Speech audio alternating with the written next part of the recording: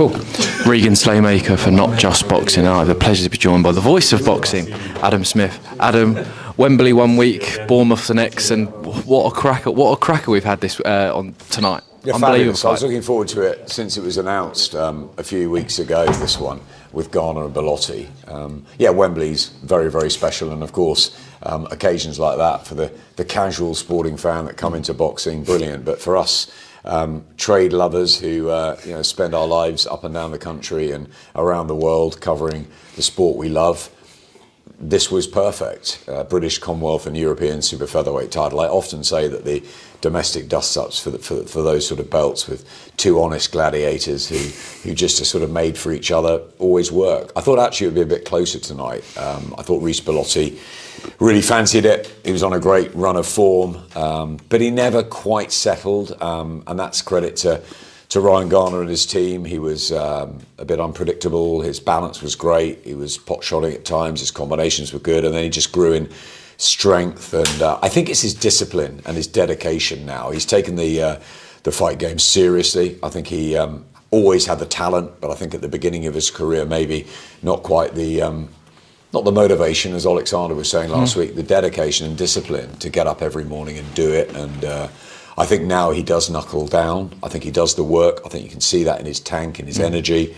And he got that 12th round stoppage of what was a really good performance. I felt for Reece. I thought Reece tried his best, but was just a step behind tonight, beaten by the better guy. And Ryan Garner does it again in Bournemouth, away from Southampton, bringing all the fans here. So I think it's time for us to get that St Mary's date booked in the spring or summer next year. Maybe he'll have one fight in between in the autumn. Maybe they can have an away trip somewhere for the Southampton fans. The name of Lee Wood was being mentioned earlier, and maybe that would be a good one in Nottingham, and they could take 2,000-3,000 of the Saints posse up there and Lee Wood's lot. That'd be great, wouldn't it? But I think that Frank will try and get him a world title shot, maybe in the spring, early summer next year at St Mary's. I think they're long overdue a big event in Southampton. I think he'd sell a huge amount of tickets. I think he's a really popular lad. He's a down-to-earth guy. He's gone through his issues. He's got a lovely family around him, and he's got the whole of a city. So it was a great night for Ryan. It definitely was, as well. I mean, like you said, I thought the fight was going to be a lot closer. I think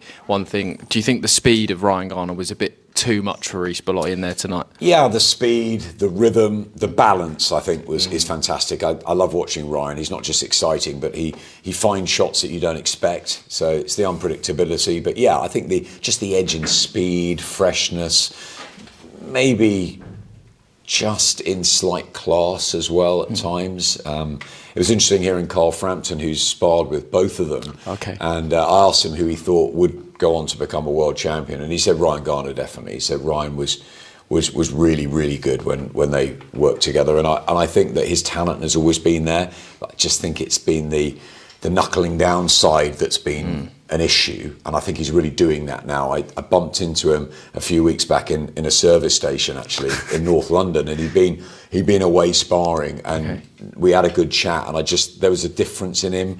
I think maybe after the European title win, I think he's really starting to believe in himself now. I think Frank loves him, the ticket seller, the story on the South Coast. I think all roads lead to St Mary's, don't they? I think they need a big event there, and I think Ryan will deliver it. Definitely. Do you think a fight with that? I think it was a fight that was billed for a couple of Novembers ago now, but a fight with Anthony Kakatcha, I think that both really good fan bases, that could fill up St Mary's, I think. Absolutely. Lee Wood and Anthony Kakatcha, there's lots of names out there for Ryan. I'd like to see him maybe defend the European or the domestic titles again once or twice before the world title shot, but yeah, it's up to Frank to dip into his magic pot of world title opportunities, and I'm sure he'll conjure up something. I know he FaceTimed Ryan straight afterwards, and I'm sure he's got a big soft spot for Ryan Garner. I think we all do, and the Piranha is probably the best nickname in boxing. So he's got a lot to like about him. Definitely, there was no Garner flags tonight, which was a big disappointment of mine. But it's my favourite thing in boxing. That one fight on the card that was a little bit closer than I thought the scorecards was Aloys Jr and Ellis. Zorro, how did you guys have it on comms? Obviously, I don't have the pleasure of hearing you guys. From I thought Ellis was unlucky, certainly with the scorecards and maybe even with the decision. I just felt he won some of those latter rounds. I thought his boxing was really good. I thought Aloys Jr. definitely won the first part of the fight. I thought he won the last round as well. But a lot of the middle rounds you could have scored to Ellis. I guess it's a case of what you like, whether it's the come forward aggression or the more silkier boxing. But I thought Ellis boxed really well tonight, and I think he grew in confidence as the fight went on. So I thought Aloys was a little bit lucky. Ultimately, sometimes you just got to grind out the win. I think they took it at fairly short notice. It was a fight that most people, I think, thought Aloys Jr. would win and win early. And when that didn't happen, maybe it was a bit of a surprise to him as well as to us. And maybe even to Ellis at times, because he survived the storm and he got through it. And actually, I thought he looked physically strong at the back end. So I thought Ellis Zorro, I think there was a draw, a Zorro nicking it was sort of the feeling at ringside, but certainly not the wide scores that Aloys Jr. had. But as I said, that ultimately you win on a bad night, great. Ben Davis and Barry Smith, they go back to the drawing board, and he's 22 and he'll learn from that. But I felt for Ellis. I felt that he was unlucky to go away with nothing.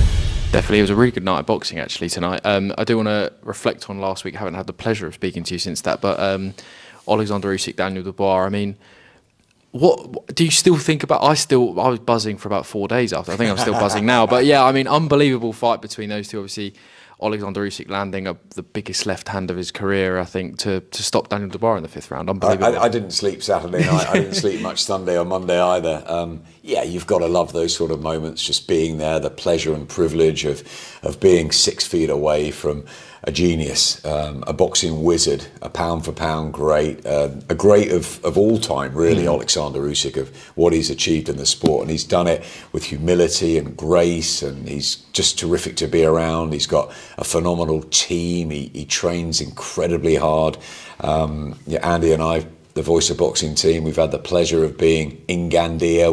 We've seen him up close in those training HQ. What he goes through is extraordinary, and I've been around a lot of fighters for many years. Roy Jones was here tonight, and seeing him in training camp was pretty special. Floyd Mayweather, Oscar De La Hoya, Lennox Lewis and others. But there's something different about Usyk. You know, he's one of the best swimmers I've ever seen. I mean, his balance, his acrobatics, his reflexes, he can play football. He's a sort of one-off, I guess. He's a bigger version of Lomachenko, but the two of them together is just, they've been a dream. And I think that, yeah, last Saturday night was a great occasion for sport. You know, Daniel Dubois had his support, of course, from the British fans, but I think all the British fans might have thought in their heart they wanted Daniel to come away as undisputed champion, but their heads were saying Alexander Usyk will find a way, and it was amazing to see 90,000 sort of cheering Usyk out at the end. And I think there'll be people that will be telling their kids and grandkids in years to come that they were lucky enough to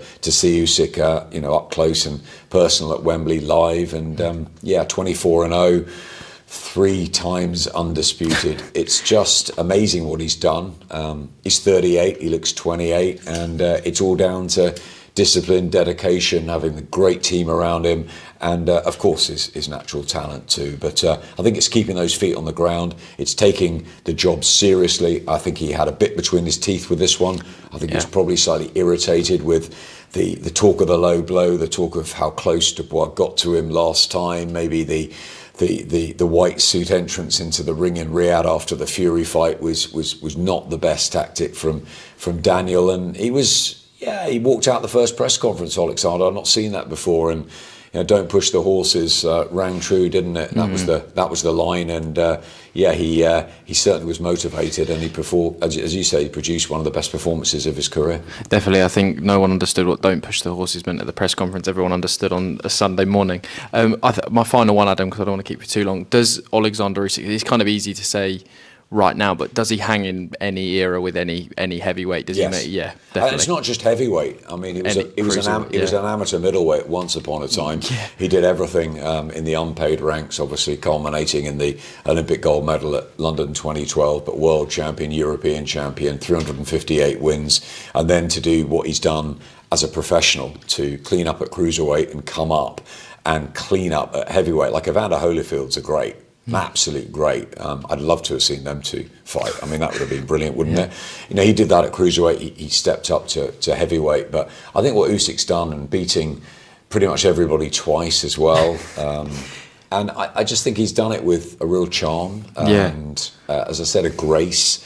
I think he's just a phenomenal human being, an icon, obviously, for Ukraine and the difficulties, and an ambassador, really, for sport. So yeah, I think he would have hung in any era. I'd love to have seen him in with the likes of your George Foremans, your Muhammad Ali's, your Joe Frazier's. But I think not just at heavyweight, at cruiserweight, I'd love to have seen him fight a Holyfield. But, of course, these are mystical, magical, dreamy fights that aren't going to happen. So I think you have to judge him on what he's done in this era. He's been the very best. He's been the elite of this era. I think he's the pound for pound king, and he doesn't have to do anything else. He told me a few weeks ago he wanted 2 more fights. Daniel was one, and we'd all love to see Joe Parker maybe get that opportunity for the other one, but he could fight on and on. But the one thing I'd like to see him have is a homecoming in Ukraine at some point. So that's the sort of way he should bow out, a little bit like I think Katie Taylor should have that homecoming in a big stadium in Ireland to see her career finish, because they can do no more. The two of them have been an absolute pleasure to be around and to follow and to commentate on and to have in our lives. And yeah, I mean, I don't think there's enough superlatives I can think of with Alexander Usyk, but I think the best one is his grace and humility. That he's just a fantastic guy. Definitely, I think you can see it when he sat next to Anthony Joshua, and Anthony Joshua has nothing but love for him. It's a nice little thing too. We've all got nothing but love for Usyk. He's a special guy. He's a funny guy. He's a family man, and he's a hell of a fighter. He definitely is. Adam, I'll leave it there. Thank you very much. Always a pleasure, mate. Thank you. Always a pleasure. Cheers. Nice to speak to you. Thank you.